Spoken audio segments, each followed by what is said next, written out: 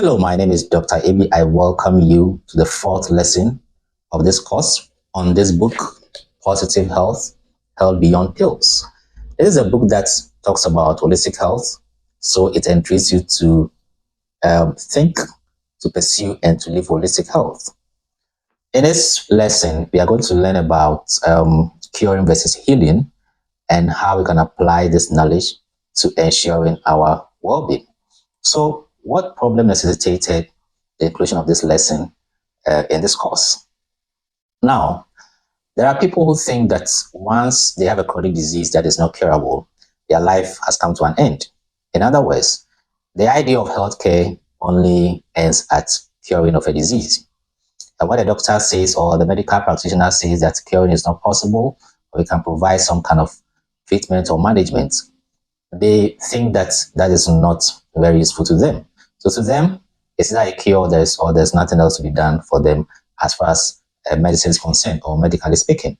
So this video is to make you understand that we have curing, we have healing. So that where curing is not possible, healing is possible. And we also need to understand that you can be cured of a disease and not be healed of the disease, or you can be healed of a disease and not be cured of a disease. So when medical science claims that a condition is not medically curable, which is a knowledge limitation and it's not a limitation of the practitioner making that claim, it does not mean that the healthcare system has come to an end in terms of providing some solution to that problem. Okay, there could also be some outcomes we managed, worse outcomes that can be prevented. So all the time there's something to be done, whether curing is possible or curing is not possible. All right. Now, what's the difference between curing and healing? When we talk about curing, we are referring to the situation whereby we can eliminate the disease completely. We can eliminate the infection completely. So curing is about eliminating the infection of the disease completely. Now, when it comes to healing, healing can include curing. So you can eliminate the disease.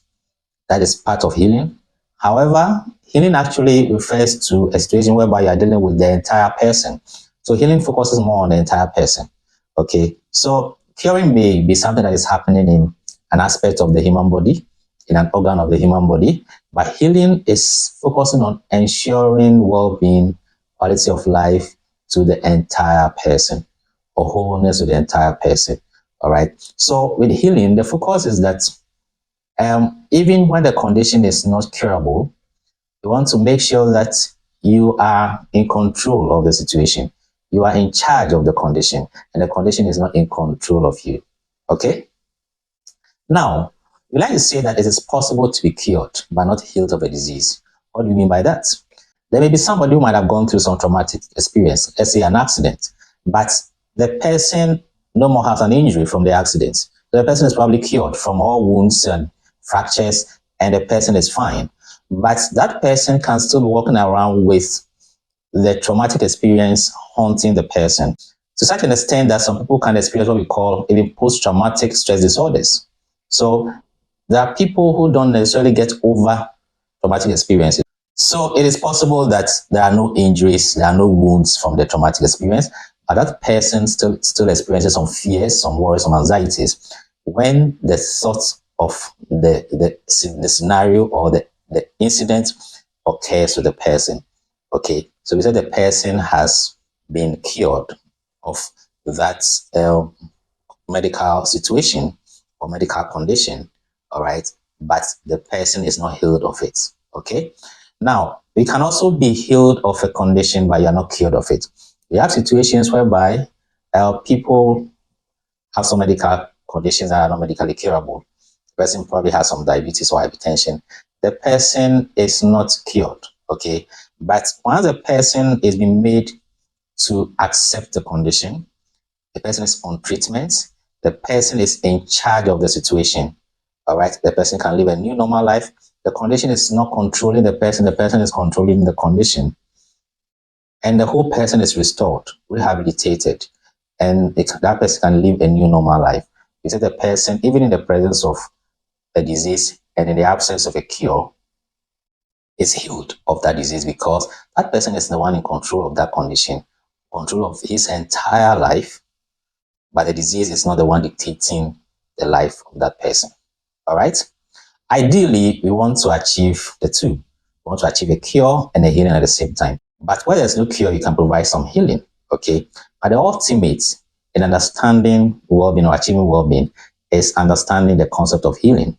Healing involves a cure where it's possible and restoring the whole person to be in control of the situation of the disease and live a new normal life.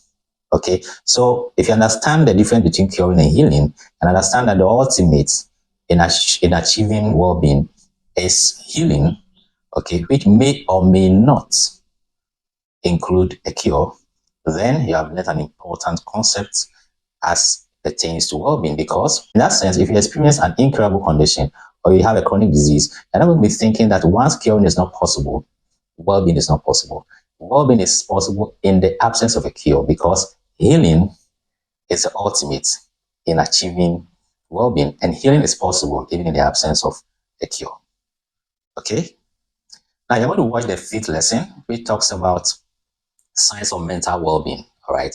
An important aspect of achieving overall well-being is to achieve well-being in your mind. So when do we say that you achieve well-being in your mind?